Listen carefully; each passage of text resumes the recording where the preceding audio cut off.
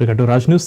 ఒకప్పుడు నేను రాష్ట్రానికి సీఎం, ఇప్పుడు ఒక కేంద్ర పాలిత ప్రాంతానికి ప్రతినిధిని. అయినప్పటికీ ఆశయం మారలేదు. మళ్లీ జమ్మూ కాశ్మీర్కు పూర్తి హక్కులు రావాలని కోరుతున్నానని ప్రధాని మోడీ సమక్షంలోనే మనసులో మాట చెప్పాడు Jammu Kashmir CM Omar Abdullah. Katra railway link ప్రారంభోత్సవం వేదికగా తన చతురతను చాటాడు. జమ్మూ కాశ్మీర్ హోదాపై మళ్లీ చర్చ తెరపైకి తెచ్చారు. పోరాటం కొనసాగుతుందని తాను మాట మార్చబోనన్నాడు. ఆర్టికల్ 370 రద్దుతో తీసిన హోదాను తిరిగి ఇవ్వాలని మళ్లీ ప్రధాని మోడీకి ప్రత్యక్షంగా విజ్ఞప్తి చేశారు మాజీ సీఎం ఒమర్. మొత్తం వ్యవహారాన్ని 2 ముక్కలోనే మాట్లాడినా తీవ్రత ఎక్కువగానే ఉంది. డిమాండ్ను చెప్పేందుకు ప్రధానమంత్రి నరేంద్ర మోడీ ఖాతాలో కాశ్మీర్కు మొదటి రైలును ప్రారంభించిన కార్యక్రమాన్ని అబ్దుల్లా ఉపయోగించుకున్నారు. హాస్యాన్ని రంగరించి సంకల్పాన్ని సూటిగా చెప్పాడు. ఇక 2014లో తన మొదటి ప్రభుత్వ చివరి కార్యక్రమం కాత్రా రైల్వే స్టేషన్ ప్రారంభోత్సవాన్ని గుర్తు చేసుకుంటూ నాడు నేడు తాను ప్రధాని మోడీతో వేదిక పంచుకున్నా అన్నాడు.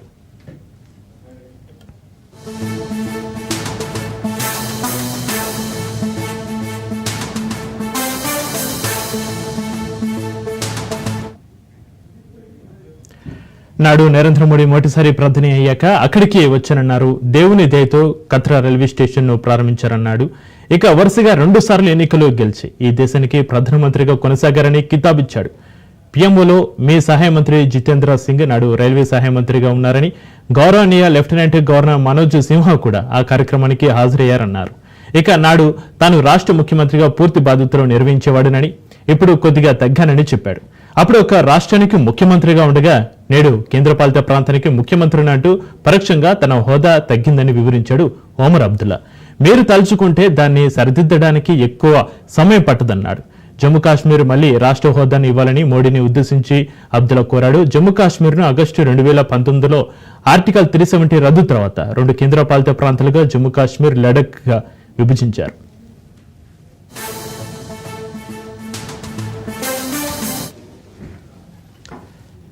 ఇక ఉదంపూర్ శ్రీనగర్ బారాముల్లా రైల్వే లింక్ ప్రారంభోత్సవంలో ముఖ్యమంత్రి తన ప్రసంగంలో 1980ల ప్రారంభంలో ఈ ప్రాజెక్టు ప్రారంభమైనప్పటి నుంచి గడిచిన గణనీయమైన కాలాన్ని అబ్దుల్లా గుర్తు చేసుకున్నారు. ప్రాజెక్టు ప్రారంభించినప్పుడు తాను 8వ తరగతి విద్యార్థినని, ఇప్పుడు తనకు 55 ఏళ్లన్నాడు. తన పిల్లడు కూడా కాలేజీ చదువు పూర్తి చేశారన్నారు. ప్రస్తుతం ప్రాజెక్టు పూర్తయిందన్నారు. కాశ్మీర్ లోయ దేశంలోని మిగిలిన ప్రాంతాల మధ్య దశాబ్దాల రైల్వే లింకు ప్రయాణానికి మార్గం సుగమమైంది అన్నారు. ఇక బ్రిటిష్ కాలం నుంచే కాశ్మీర్ను ఉరి జీలం ద్వారా రైలు ద్వారా అనుసంధించాలనుకున్నారు. కానీ ఆ కలను మోడీ సాకారం చేశారన్నారు. మాజీ ప్రధానమంత్రి అటల్ బిహారీ వాజ్పేయిని గుర్తు చేసుకుంటూ అబ్దుల్లా ఈ సందర్భంగా వాజ్పేయికి ధన్యవాదాలు చెప్పకపోతే నేను చాలా పెద్ద తప్పు చేసిన వాడిని అవుతా అన్నాడు. ఆయన దీనికి జాతీయ ప్రాముఖ్యత కలిగిన ప్రాజెక్టు హోదా ఇచ్చి బడ్జెట్లో భాగం చేసిన తర్వాత ఇది జరిగిందని అన్నారు. హైవే మూసివేత సమయంలో పెరిగిన విమాన ఛార్జీలను కూడా ముఖ్యమంత్రి ప్రత్యేకంగా ప్రస్తావించారు. వర్షం వచ్చిన వెంటనే హైవే మూసివేసినప్పుడు విమానయాన సంస్థలు దోచుకోవడం ప్రారంభిస్తాయన్నాడు. 5,000 టికెట్ అకస్మాత్తుగా గంటలోనే 20,000కు పెంచేస్తారన్నారు. యాపిల్, చెర్రీస్ వంటి పండ్ల రవాణాకు రైల్వే లైన్ సహాయపడుతుందని అబ్దుల్లా ఆశాభావం వ్యక్తం చేశారు.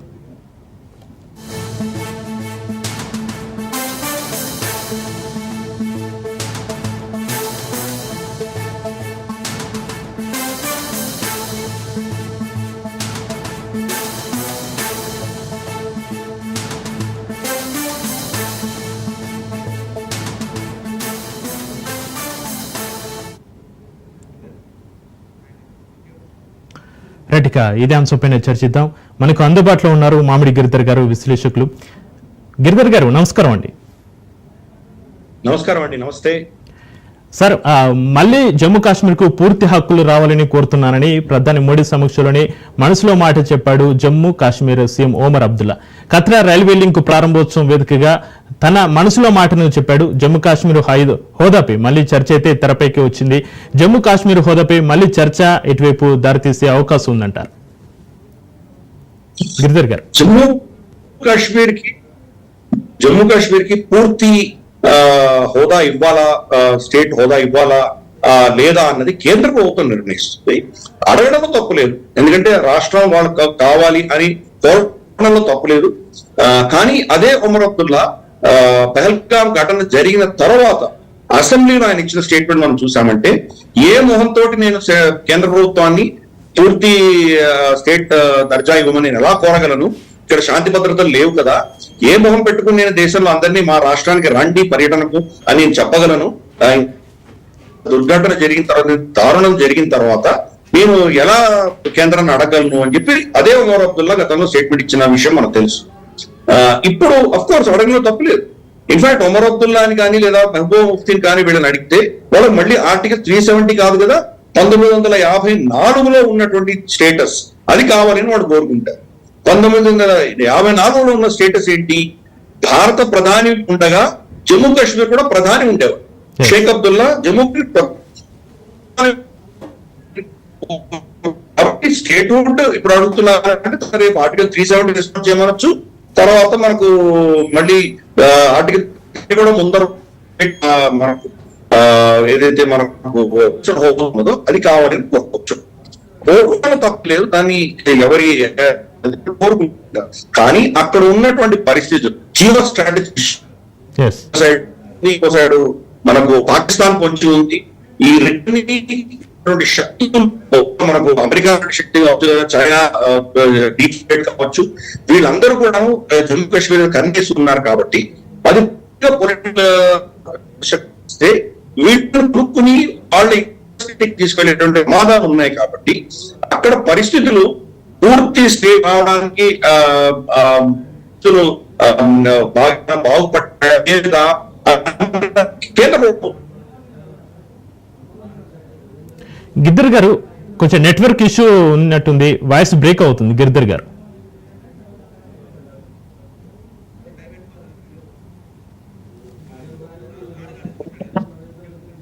అయితే గిద్దర్ గారు, సీఎం ఒమర్ అబ్దుల్లా మనసులో మాట చెప్పారు, మరి పిఎం మోడీ కరుణించే అవకాశం ఉందంటారు? ఇప్పట్లో నాకైతే కనిపించట్లేదండి. ఎందుకంటే ఈ ఘటన జరిగిన తర్వాత ఐఎస్ఐ ఇంకా పెద్ద ఎత్తున జమ్మూ కాశ్మీర్ లో వాళ్ళ ప్రభావం మనం చూడబోతున్నాము. బహుశా మళ్ళీ అక్కడ ఉన్నటువంటి స్లీపర్ సెల్స్ యాక్టివేట్ చేస్తారు. ఇప్పుడు చూసాము మనం పహల్గామ్ లో ఈ దారుణం చేసినటువంటి టెర్రరిస్టులు ఎవరైతే ఉన్నారో వాళ్ళు సరిహద్దులు దాటి ఇంత దూరం 200-300 కిలోమీటర్లు వచ్చి శరణు తీసుకొని రెక్కీ చేసి ఇంతమందిని చంపిన తర్వాత కూడా ఈ రోజు దాకా వాడు దొరకలేదు. అంటే ఎక్కడో సేఫ్ హౌసెస్ లో ఉన్నారు వాళ్ళు. కాబట్టి దీనికి గ్రౌండ్ లెవెల్లో వాళ్ళకి ఎక్కడో సమర్థన ఉన్నది. కాబట్టి ఇప్పటికి కూడా పాకిస్తాన్ కి జమ్మూ కాశ్మీర్ స్టేట్ లో వాళ్ళ పనిచేసేటువంటి వ్యక్తులు, వాళ్ళని సమర్థిస్తున్నటువంటి వ్యక్తులు ఇప్పుడు కూడా. కాబట్టి ఇదంతా కూడాను మనం తీసుకొని పాకిస్తాన్ ని బాగా దెబ్బకొట్టి వాళ్ళు మన భూభాగంలో ఎటువంటి చర్యలు చేయకుండా వాడిని శక్తిహీనుండి చేసి మన ఇక్కడ పెంచుకొని అంతర్గతమైన శత్రువులు ఎవరైతే ఉన్నారో మనకి ఇక్కడ వాళ్ళని సమర్థిస్తున్నటువంటి ఓవర్ గ్రౌండ్ వర్క్స్ వాళ్ళని అందరినీ కూడా మనం శిక్షించి ఇవన్నీ చేసేంత వరకు కూడా బహుశా మనకు అంత తొందరగా దానికి స్టేట్మెంట్ ఇవ్వడం అనేది కొంచెం కష్టమే మనం అర్థం చేసుకోవాలి. పైపెచ్చు వచ్చే సంవత్సరం 2026లో దేశవ్యాప్తంగా మనకు సెన్సస్ జరగబోతున్నది. దాని తర్వాత మనకు డీలిమిటేషన్ జరుగుతుంది. ఒమర్ అబ్దుల్ మొత్తం వచ్చి సంవత్సరం కూడా అవ్వలేదు, ఇంకా కొన్ని నెలలైంది. కాబట్టి ఇవన్నీ అయ్యి దేశవ్యాప్తంగా బహుశా 1 నేషన్ 1 ఎలక్షన్ లాంటిది ఏమైనా వస్తుందేమో మనకు తెలియదు. అటువంటిది వచ్చినప్పుడు బహుశా అప్పుడు ఆలోచన చేయొచ్చు. కానీ ప్రస్తుతానికి మాత్రం దాంట్లో ఎటువంటి మార్పులు ఉండవని నేను భావిస్తున్నాను. తప్పులేదు, అక్కడ ఉన్న పార్టీస్ అడుగుతారు, తప్పదు అది. కాకపోతే అక్కడ కీలకమైన విషయం ఏంటంటే లా అండ్ ఆర్డర్ ఏదైతే ఉందో అది మాత్రం లోకల్ గవర్నమెంట్ కి ఇవ్వడం అన్నది మూర్ఖత్వం. ఇప్పటిలో అది ఇవ్వరని నేను భావిస్తున్నాను. బహుశా ఈ అక్కడ స్థితి అంతా కూడా కంప్లీట్ గా నార్మలైజ్ అయ్యి మన సెక్యూరిటీ ఫోర్సెస్ కంట్రోల్ అధీనంలో తీసుకున్న తర్వాత బహుశా అప్పుడు ఆలోచన చేస్తారు. ఒక 2-3 ఏళ్ల తర్వాత కూడా ఆ తర్వాతనే వీళ్ళు ఏదైనా ఆలోచన చేయగలరు. అంతవరకు బహుశా దీన్ని ఇలాగే కొనసాగిస్తారు. ఇప్పుడున్నటువంటి ప్రభుత్వం 5 ఏళ్ల పరిమితి అయిపోయిన తర్వాత బహుశా దాన్ని తీసుకొస్తారేమో. లేదా మనకు మధ్యంతర ఎన్నికలు కనుక వస్తే 1 నేషన్ 1 ఎలక్షన్ లాంటివి ఏమైనా వస్తే 2027లోనో 2028లోనో మరి ఎప్పుడు వస్తుందో మనకు తెలియదు. అది ఎందుకు జరిగితే అప్పుడు బహుశా దాన్ని మళ్ళీ స్టేట్మెంట్ ఇచ్చేటువంటి ఆలోచన బహుశా కేంద్ర ప్రభుత్వం చేస్తుంది. Right, okay. గిద్దర్ గారు, మీరు లైవ్ లోనే ఉండండి. చిన్న బ్రేక్ తీసుకుందాం. బ్రేక్ తర్వాత డిబేట్ ని కంటిన్యూ చేద్దాం. చూస్తూనే ఉండండి రాష్ట్ర న్యూస్.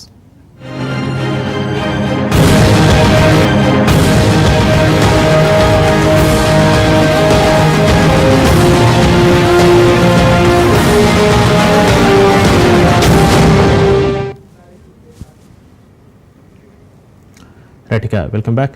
ఇక జమ్మూ అండ్ కాశ్మీర్ సీఎం ఓమర్ అబ్దుల్లా మనసులో మాట అయితే చెప్పారు. మరి పీఎం మోడీ కరుణిస్తారా లేదనేది దానిపైన చర్చిస్తున్నాం. మనకు అందుబాటులో ఉన్నారు మామిడి గిరిధర్ గారు. గిరిధర్ గారు, జమ్మూ కాశ్మీర్ కు రాష్ట్ర హోదా ఇచ్చేందుకు కేంద్రం ఎందుకు ఆలోచిస్తుందంటారు?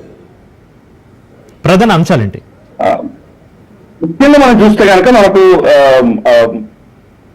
జమ్మూ కాశ్మీర్ లో ఉన్నటువంటి పరిస్థితి గతంలో ఏమైందంటే వాళ్ళ పోలీస్ కానీ వాళ్ళ అడ్మినిస్ట్రేషన్ కానీ పాకిస్తాన్ చెప్పు చేతుల్లో ఉన్నటువంటి పరిస్థితి మనం చూసాము. లా అండ్ ఆర్డర్ లో కూడా ఎవరైనా వెళ్ళి కంప్లైంట్ చేస్తే కనుక ఆ కంప్లైంట్ ఎవరు చేస్తున్నారు, ఎక్కడ ఎవరేం చేస్తున్నారు అన్న ఇన్ఫర్మేషన్ ఈ టెర్రరిస్టులకు వెళ్ళిపోయేది. మొన్న కూడా చూసాం, ఆర్టికల్ 370 తీసేసిన తర్వాత కూడా మనం చూసాం. మనము అక్కడ కొంతమంది గతంలో అంటే అక్కడ మనం ఎవరు భూమి కొనుక్కోలేనటువంటి పరిస్థితి కాబట్టి అందరూ లీజ్ తీసుకున్నారు. దీర్ఘకాలంలో 99 years లీజ్ తీసుకుని ఉంటూ ఉండేవాడు. వాళ్ళు ఆర్టికల్ 370 తీసేసిన తర్వాత భూమిని వాళ్ళ పేరు రిజిస్టర్ చేసుకున్నామని ప్రయత్నం చేశారు. రిజిస్టర్ ఎవరెవరైతే చేసుకుంటున్నారో రిజిస్ట్రార్ ఆఫీస్ నుంచి టెర్రరిస్టులకు ఇన్ఫర్మేషన్ వెళ్ళేది. వాళ్ళు వచ్చి వీళ్ళని టార్గెట్ చేసి చంపేవాడు. అలాగే మనకు ఆ పోలీసులో కూడాను ఎక్కడ వీళ్ళు టెర్రరిస్ట్ ఉన్నారో వాళ్ళకి రైడ్ అవుతుందో ముందే చెప్పేవాడు. దాంతో వాళ్ళు అక్కడి నుంచి తప్పించుకుని వెళ్ళిపోయేవాడు. కాబట్టి ఇటువంటి ఘటనలు గతంలో జరిగినాయి. అందుకని అక్కడ ఉన్నటువంటి లోకల్ ప్రభుత్వము, లోకల్ పొలిటీషియన్స్ వాళ్ళు టెర్రరిస్టుల భయంతో అడ్మినిస్ట్రేషన్ ని కావచ్చు, పోలీసుని కావచ్చు, ఈ యొక్క పాకిస్తాన్ అజెండాకు ఒత్తాసు పలికే దిశగా పనిచేస్తారేమో అన్నటువంటి ఒక భయం ఉన్నది. కాబట్టి వీళ్ళని శాసించేది వీళ్ళ అధికారాలన్నీ కూడాను భారత కేంద్ర ప్రభుత్వం దీన్ని కంట్రోల్ చేస్తే దిశగా వెళ్తే కనుక లోకల్ పొలిటీషియన్ దాని ప్రమేయం ఉండదు అన్నటువంటి ఒక ఆలోచనతోటి వాళ్ళు అవన్నీ చేశారు. ఫర్ ఇన్స్టెన్స్ మనం చూస్తే కనుక ఈవెన్ ఈ పహల్గాం ఘటన జరుగుతున్నప్పుడు కూడా మనకు జమ్మూ కాశ్మీర్ మంత్రి ఒక ఆయన ఏం చెప్పారు, ఇక్కడ చాలా మంది బయట నుంచి వస్తున్నారు, మా సంస్కృతి ఇదంతా భిన్నంగా, దీనికి వ్యతిరేకంగా చాలా బయట నుంచి దాడులు జరుగుతున్నాయని స్టేట్మెంట్ ఇచ్చారు. మరి ఇటువంటి ఐడియాలజీ ఇటువంటి పెట్టుకున్నటువంటి వాళ్ళ పరిస్థితి ఏమవుతుంది?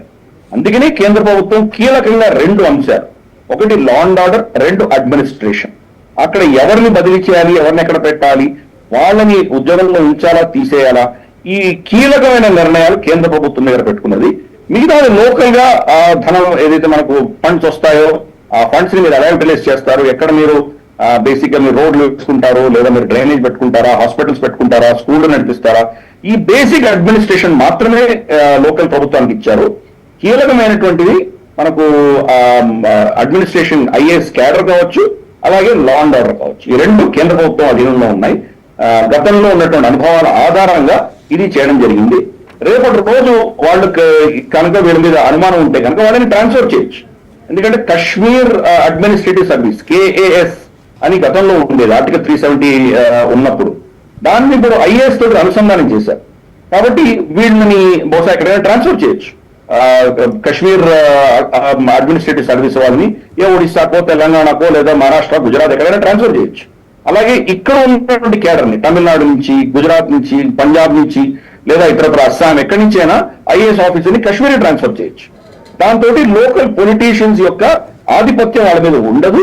ఈ లోకల్ పొలిటీషియన్స్ ఎవరైతే పాకిస్తాన్ నుంచి పైసలు తీసుకునో లేదా వాళ్ళ బెదిరింపులకు భయపడో వాళ్ళు గతంలో చేసినటువంటి దుశ్చర్యలు చేయలేకుండా మనకు ఒక విధమైనటువంటి అక్కడ సిస్టమ్ తయారు చేయాలన్న దృష్ట్యా కేంద్ర ప్రభుత్వం దీన్ని అంత తొందరగా వాళ్ళకి హ్యాండ్ ఓవర్ చేస్తుందని నేను అనుకోను. ఇంకా మనకు అక్కడ పరిస్థితి ఏంటో చూస్తున్నాం. మనం ఇంత అక్కడ పురోగతి చెందినా కానీ కూడా ఇంత అడ్మినిస్ట్రేషన్ కంట్రోల్ మనం ఉన్నా కానీ కూడా ఈ ఘటనలు జరుగుతున్నాయంటే కనుక ఎక్కడో మనకు ఇంకా ఫుల్ కంట్రోల్ రాలేదు అని అర్థం చేసుకోవాలి. కాబట్టి అది వచ్చిన రోజు అప్పుడు ఆలోచించేద్దాం. అంతవరకు ఈ రిస్క్ తీసుకోవడానికి కేంద్ర ప్రభుత్వం సిద్ధంగా లేదు. Right sir. అయితే ఆర్టికల్ 370 రద్దు తర్వాత జమ్మూ కాశ్మీర్ లో పూర్తిగా పరిస్థితులు తగ్గాయంటారా? తప్పకుండా. అంటే 2 విషయాలండి. ఆర్టికల్ 370 కంటే ముందర ఎస్పెషలీ 90వ దశకంలో ఉన్నటువంటి పరిస్థితి ఏంటంటే దాన్ని ఇన్సర్జెన్సీ అంటాం. అంటే మొత్తం ఆ ప్రజలందరూ కూడాను భారతదేశానికి విడిపోవాలి అన్నటువంటి ఉధృతంగా విస్తృతంగా ఉన్నటువంటి ఆలోచన. కాబట్టి దాన్ని ఒక ఇన్సర్జెన్సీ కింద మనం భావిస్తాం. ఇప్పుడు జరుగుతున్నది ఉగ్రవాద చర్య. ఫర్ ఇన్స్టెన్స్ మనకు లుంబిని పార్క్ లోను, గోకుల్ చాట్ లోను, మనకు దిల్సుఖ్ నగర్ సాయిబాబా గుడి దగ్గర జరిగినటువంటి పేలుళ్లు కానీ ఘటనలు కానీ ఏవైతే ఉన్నాయో దానిని మనం ఇన్సర్జెన్సీ అనలేం, వాటిని టెర్రరిస్ట్ అటాక్స్ అంటాం. ఈరోజు కశ్మీర్ లో జరుగుతున్నది టెర్రరిస్ట్ అటాక్ జరుగుతున్నాయి, ఇన్సర్జెన్సీ లేదు. ఆర్టికల్ 370 తీసేసిన తర్వాత ఈ వేర్పాటువాదం అన్నది లేదు, ఉగ్రవాదం ఉన్నది, వేర్పాటువాదం లేదు. కాబట్టి అది చాలా అద్భుతమైనటువంటి మార్పు చూస్తున్నాం. పైపెచ్చు లోకల్స్ కశ్మీరీ ప్రజలు ఎవరైతే ఉన్నారో వాళ్ళు ఈరోజు భారతీయ జెండాను తీసుకోవడము, జాతీయవాదం మాట్లాడడము విస్తృతంగా చూస్తున్నాం మనం. లాల్ చౌక్ లో గతంలో పాకిస్తాన్ జెండా ఎగిరేసినటువంటి ప్రాంతంలో ఈరోజు చాలా గౌరవంగా మన భారతీయ జెండా రెపరెపలాడుతోంది. అలాగే ఇండిపెండెన్స్ డే రోజు, రిపబ్లిక్ డే రోజు లాల్ చౌక్ లో అద్భుతంగా విన్యాసాలు చేస్తున్నారు, పాటలు పాడుతున్నారు, పెరేడ్స్ చేస్తున్నారు. కాబట్టి ఈ రోజు ఆ స్థితి లేదు, గతంలో ఉన్నటువంటి స్థితి లేదు, చాలా గణనీయంగా మారింది. కానీ కొంత ఇన్ని 70-80 ఏళ్లుగా జరుగుతున్నటువంటి రావణ కాష్ట సడన్ గా అది ఆగిపోతుంది, సమస్య పోతుంది అనుకోవడం అది తప్పు.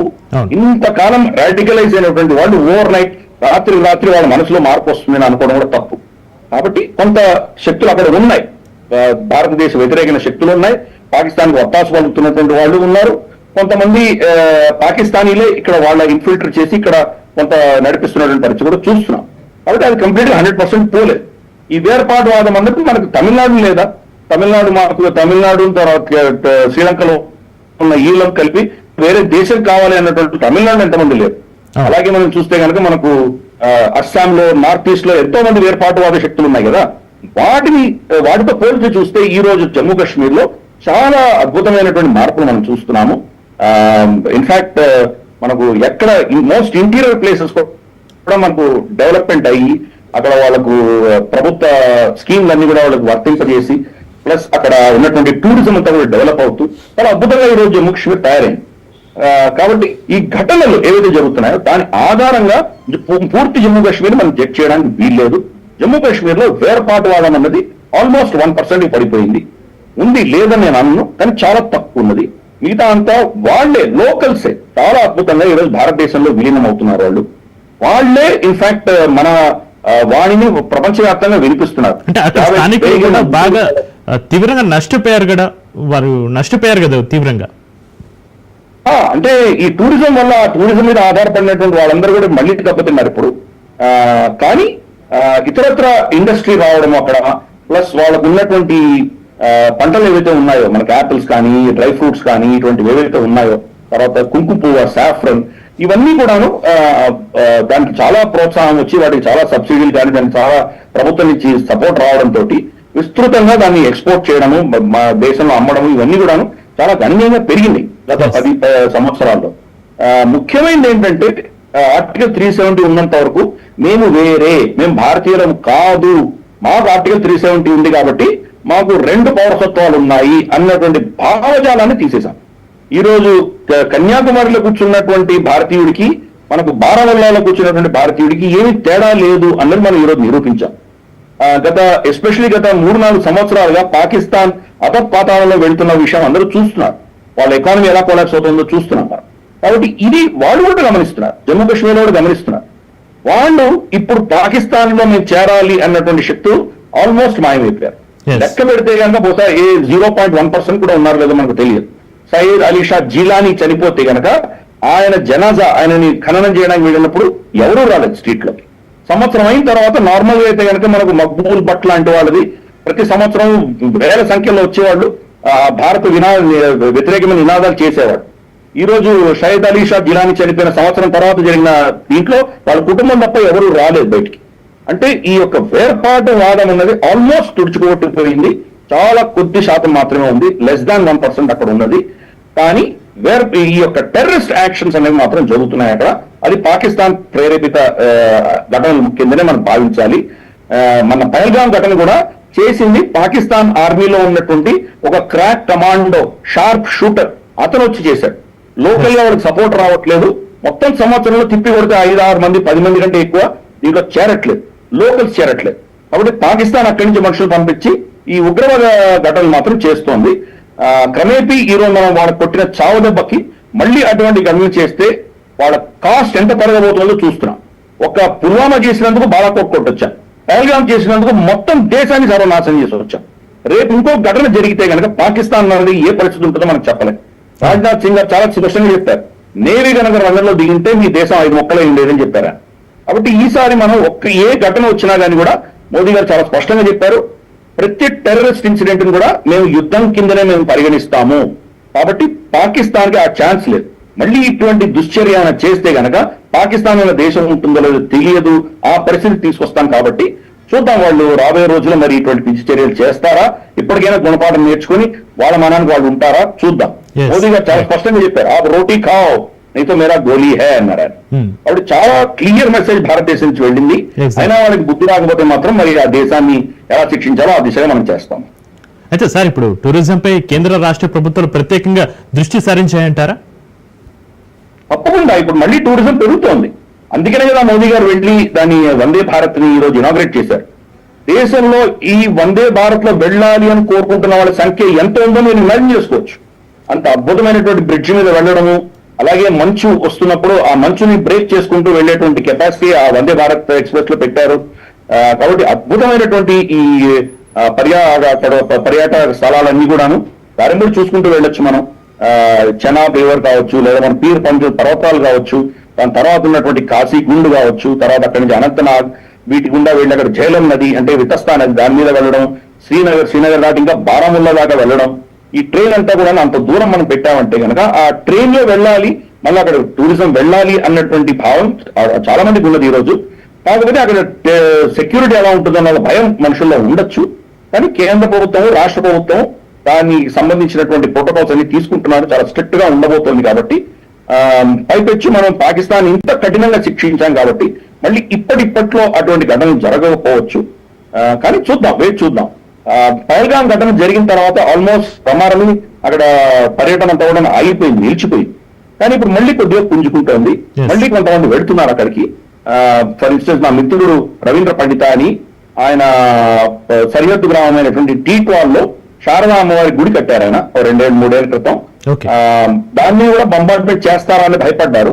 అది కూడా అంత మూసేశారు, ఆ గ్రామానంతా ఖాళీ చేశారు ఈ గొడవ జరుగుతున్నప్పుడు. ఇప్పుడు మళ్ళీ ఎవరు వెళ్తున్నారు, మళ్ళీ పర్యాటకులు, యాత్రికులు అక్కడ కూడా అమ్మవారిని దర్శించుకోవడానికి వెళ్తున్నారు. కాబట్టి క్రమేపీ మళ్ళీ నార్మలైజ్ అవుతున్నది. అఫ్ కోర్స్ ఈ ఘటన జరగక ముందర ఉన్నటువంటి క్రౌడ్ వస్తారా అన్నది పెద్ద ప్రశ్న. కానీ మళ్ళీ మెల్లిమెల్లిగా రివైవ్ అవుతున్నది. మన వాళ్ళు ఏంటంటే ఒక సీజన్ నార్మల్ గా ఉంది అంటే కానీ మళ్ళీ నెక్స్ట్ సీజన్ పుంజుకునేటువంటి అవకాశాలు ఉన్నాయి. కాబట్టి నేను దాని మీద ఈ ఇష్యూలో చాలా పాజిటివ్ గా ఉన్నాను. క్రమేపీ మన వాళ్ళు దీన్ని ఎదుర్కొని మళ్ళీ కాశ్మీర్ కి పెద్ద సంఖ్యలో వెళతారని, ఎస్పెషల్లీ మనకు వందే భారత్ వచ్చిన తర్వాత వందే భారత్ లో పర్యటించాలి అన్నటువంటి కోరిక అందరిలో ఉంటుంది. కాబట్టి అటువంటి అద్భుతమైనటువంటి మన ప్రదేశాన్ని అందరూ సందర్శించాలి, భయపడాల్సిన అవసరం లేదు. భారత సైన్యము, భారత ప్రభుత్వము, అలాగే అక్కడ రాష్ట్ర ప్రభుత్వం వీళ్ళందరూ కూడాను ఎటువంటి చర్యలు తీసుకోవాలో అటువంటి తీసుకుంటారు. ఈ రాక్షసులను ఎలా శిక్షించాలో ఆ విధంగా శిక్షించేటువంటి ప్రయత్నాలు కూడా చేస్తున్నారు. రైట్, థ్యాంక్ యూ గిరిధర్ గారు.